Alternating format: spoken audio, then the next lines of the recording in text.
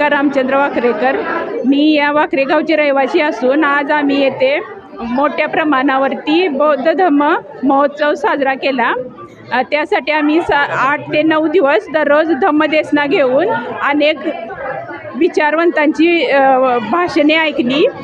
त्यातून आम्हाला मतपरिवर्तन आमचं झालेलं आहे। त्यामुळं आणि इथून पुढं आम्ही देवदेवतांच्या या सारख्या कर्मकांडाला न घाबरता